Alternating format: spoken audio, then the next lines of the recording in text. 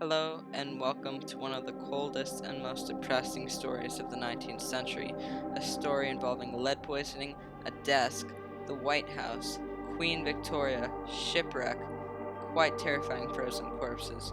Yeah, I do not want to see that face ever again. And a search that spanned nearly a century. Franklin's Lost Expedition. Before we go any further, I'm going to need to explain something, that thing being the Northwest Passage. The English hoped to use this wide and quite icy strip of ocean connecting the Atlantic to the Pacific between Greenland and Canada to circumvent current trade routes with India and China for much quicker ones, which, as a result, would be extremely valuable to have. The search for a route through it had been ongoing since the 1400s and previously to no avail. Well, they planned to change that with this expedition. On May 19th, 1845, HMS Erebus, and fittingly named HMS Terror, departed from England with 134 men on board, newly invented steam engines, a library of over 1,000 novels, and roughly 3 years of food. Though the food order was rushed, causing the tins to be inadequately sealed. Remember this for later. Pretty well off as these things go. But wait a minute. Who's that Franklin guy mentioned in the title?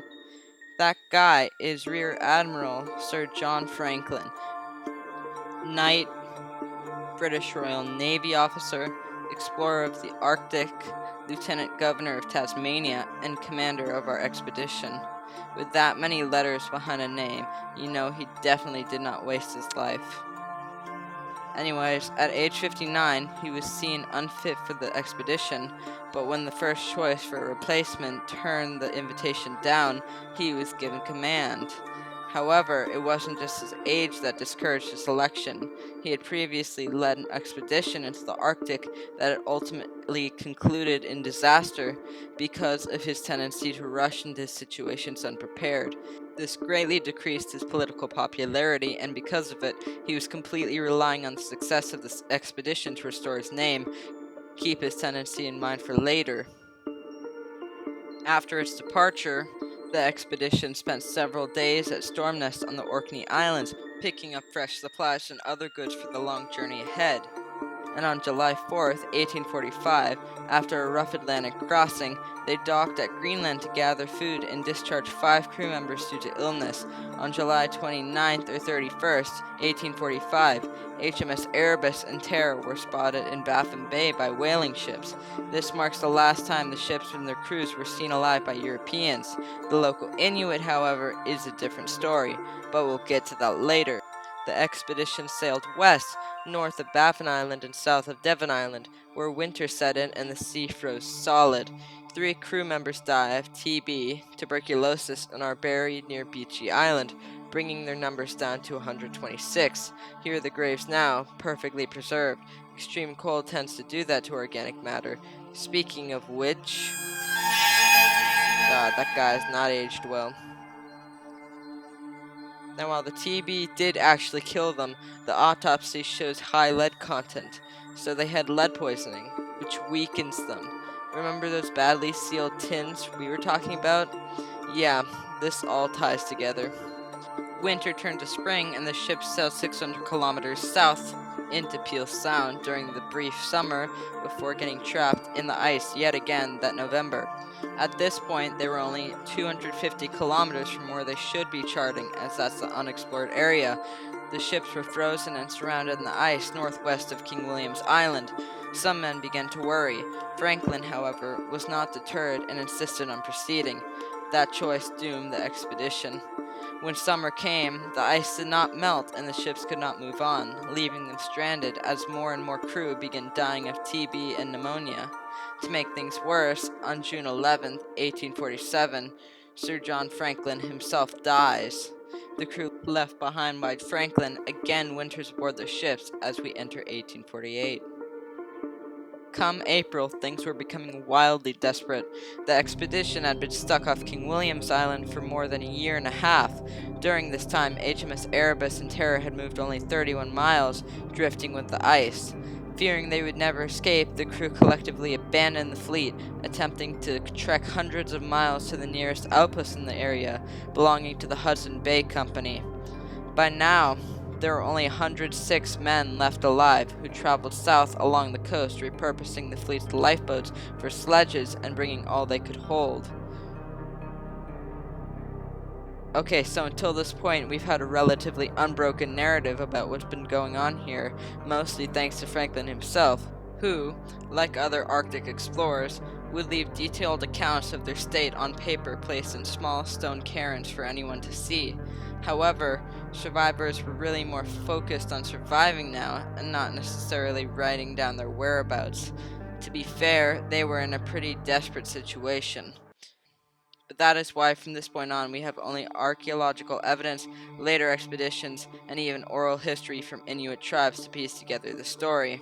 One boat from the Terror and Erebus was found not far south, with only the remains of 2 of the crewmen left inside. Any graves found were becoming more and more makeshift as the situation increasingly became more desperate. However, there is something more sinister here.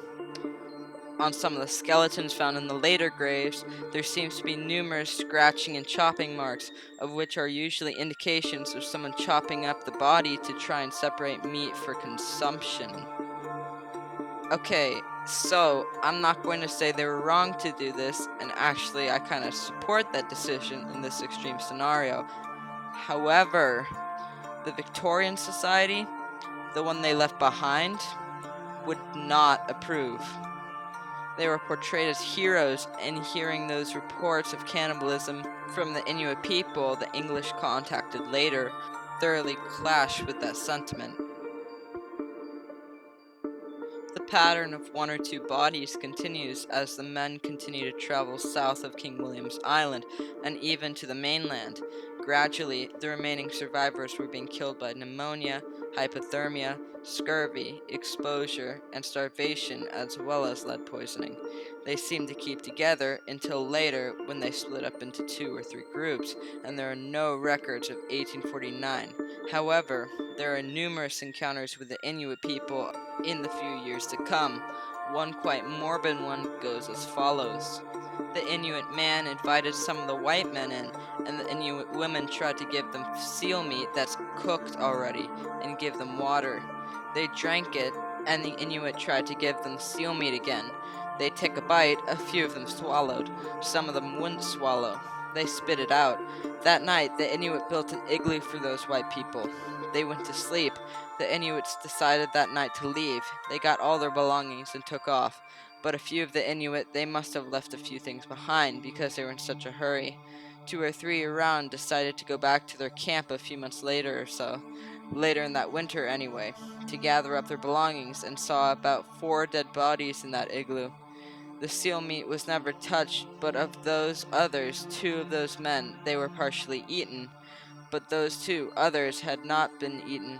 They must have been the last survivors. By the end of 1850, all 129 men of the Franklin expedition were dead. The ships were expected back from 1848 to 1849, and the lack of information on their fate only made the situation more intriguing to the Victorian public, newspaper, government, and now widow of Franklin. Between 1847 and 1849, Britain and the United States sent 20 search expeditions supported by 11 supply expeditions to look for Franklin's missing party, and soon a £20,000 reward for the location of the lost expedition, which equals about $3.5 million now, was organized, so many people began searching.